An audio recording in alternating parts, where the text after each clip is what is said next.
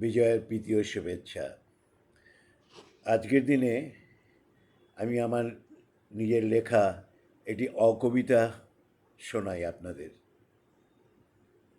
এই অকবিতার নাম বিজয়ের সম্মিলনী।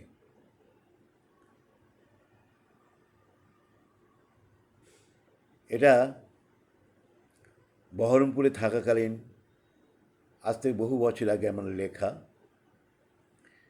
শুরুটা এইভাবে ছিল, এটা যখন সম্মিলনী ব্যাপারটা খুলেই বলি, থাকলেও সব দলাদলি কিংবা পেছন থেকে গালাগালি, বাজে যত কুটকচালি, তার চেয়ে আসুন এই ফাঁকে সেরে নিই বিজয়ের কোলাকুলি, অন্তত আপাতত ভাবটা জমুক গলাগলি।